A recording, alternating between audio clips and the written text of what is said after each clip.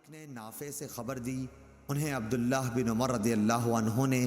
کہ عمر بن خطاب رضی اللہ عنہ نے ریشم کا دھاری دار جوڑا مسجد نبوی کے دروازے پر بکتا دیکھا تو کہنے لگے، یا رسول اللہ صلی اللہ علیہ وسلم، بہتر ہو اگر آپ اسے خرید لیں اور جمعے کے دن اور وفود جب آپ کے پاس آئیں تو ان کی ملاقات کے لیے آپ اسے پہنا کریں۔ اس پر آن حضرت صلی اللہ علیہ وسلم نے فرمایا کہ اسے تو وہی پہن سکتا ہے جس کا آخرت میں کوئی حصہ نہ ہو۔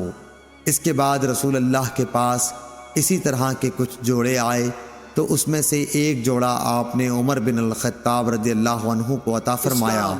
انہوں نے عرض کیا، یا رسول اللہ صلی اللہ علیہ وسلم، آپ مجھے یہ جوڑا پہنا رہے ہیں، حالانکہ اس سے پہلے عطارد کے جوڑے کے بارے میں آپ نے کچھ ایسا فرمایا تھا۔ رسول اللہ صلی اللہ علیہ وسلم نے فرمایا کہ میں نے اسے تمہیں خود پہننے کے لیے نہیں دیا، چنانچہ حضرت عمر رضی اللہ عنہ نے اسے اپنے ایک مشرک بھائی کو پہنا دیا جو مکے میں رہتا تھا۔